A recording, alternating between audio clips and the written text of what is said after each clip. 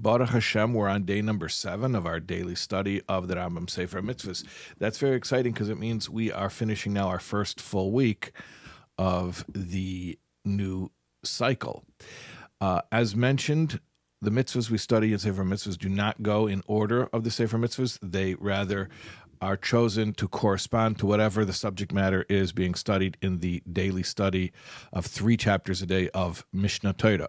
And over there, in that study track, we are still in Hilchos Yesodei HaTorah, the laws of the foundations of Torah. These are basic foundational principles of theology and belief. And accordingly, we have mitzvahs of that type to study today. We have 3 mitzvahs. Okay, let's jump in. Negative mitzvah number 63. This is actually the flip side of a mitzvah that we learned yesterday. Yesterday we learned the positive version of it, which was the positive commandment to make a Kiddush Hashem, to sanctify God's name. Now we have the prohibition not to make a Chilul Hashem, not to desecrate Hashem's name. And the Rambam actually breaks this mitzvah down into 3 aspects. One is basically the corollary to what we learned yesterday, that one is commanded to give one's life rather than to renounce God or to commit any of the 3 cardinal sins of Avodah Zarah, Shvichas Damim, Gilui Arayos, so which are idol worship and murder and immoral, intimate acts. So that's the prohibition of Chilul Hashem in its first aspect. Then there's another aspect of the prohibition of Chilul Hashem, which is, the Rambam says, when somebody commits a sin, not because of any benefit or enjoyment, but rather purely to make a statement of spite against God, that is called a Chilul Hashem. And that's the second category of Chilul Hashem. And then the third category of Chilul Hashem actually only applies to certain people, and that is when a Torah scholar does something that is unbecoming. Maybe for a normal person it wouldn't be a problem, but for a Torah scholar it causes people to be suspicious, and thereby indirectly it sort of casts aspersions on the value of Torah and Yiddishkeit, and God forbid, it's not good. It's not good PR for Hashem, so it's called a Chilul Hashem.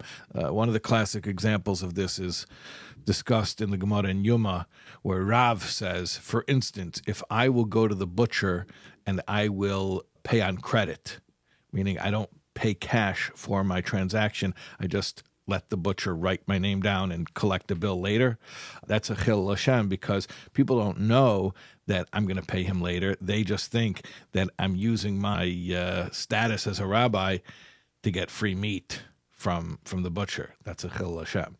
So that applies to Torah scholars and other similar people who are thought of by the masses to represent Hashem. And perhaps we can say that in this day and age, any discernibly, visibly observant Jew also may fit into that category. Just a thought. Okay, the second mitzvah today, negative prohibition 65, the prohibition against destroying a place of worship. Now that comes from the prohibition against destroying the Beis HaMikdash. In its original context, we're told to destroy the idolatrous altars of the Canaanites when we enter the land, and then the verse juxtaposes that with saying, but do not destroy the holy place of Hashem. So there's a prohibition against destroying the Beis HaMikdash or the Mikdash Ma'at, the small sanctuaries of shuls, places where Jews worship. Now, a question that's asked by the Rebbe. There's a principle known as Magid Devorav Liyankiv Chukav Mishpatav L'Yisrael, that Hashem gives over His laws to His people, meaning what is His laws? The laws that He Himself follows. So if Hashem tells us to do something, it means He Himself keeps that mitzvah as well. Well, if we're told not to destroy a place of worship, Hashem destroyed the Beis HaMikdash. So how is Hashem permitted to destroy the Holy Temple? And not only once, but twice. So the Rebbe actually asks and answers this question. I recommend people to take a look at the full Sikha. It's in Likutei Sichos Chelik Chof Tes. It's a Sikha of Shabbos Chazon, the Shabbos before Tisha B'Av. And the Rebbe there explains that if you look in the Mishnah Torah, where this mitzvah is explained more in detail, it says, I'll just read to you from Halacha 7 of Hilchos Yesodei HaTorah, Perek Vav, which we actually studied yesterday. It says, "Haseiser afilo evan achas derech hashchasa min hamizbeach min haheichal mishar ha'azara leike." A person who removes even one stone from the altar, the temple building, or the temple courtyard, with a destructive intent is liable for lashes. And the Rebbe makes a diuk here, a precise observation, that the Rambam uses this term, derech hashchasa, with destructive intent. In other words, what if somebody's doing demolition in order to renovate? Would that be the prohibition? Like sometimes when you're doing home improvements, you have to knock down a wall to rebuild it. So the answer is, if you're in the process of building something better, can't just be the same, but better, then yeah, you're allowed to take things apart in order to make it better. And that's the answer, that when Hashem destroyed the first and second holy temple, it was only a process to bring us to the third temple, which will be greater and will be eternal. All right, the third mitzvah of today, a positive commandment, number 172, and that is to listen to a prophet.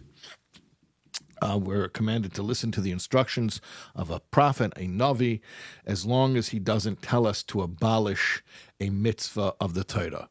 But even there's an exception if it's temporary.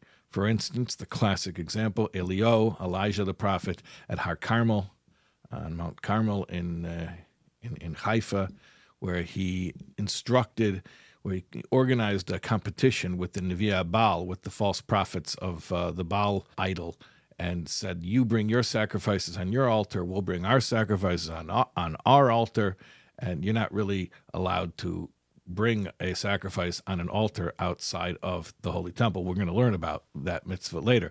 But it was a temporary measure in order to make a public and very clear rejection of the idol worshippers. So in that case, it was permissible. So again, we must listen to a prophet unless he is trying to abolish anything the Torah says. However, if he says to do it only temporarily, then it is okay. Okay, those are the mitzvahs today. We'll see you tomorrow.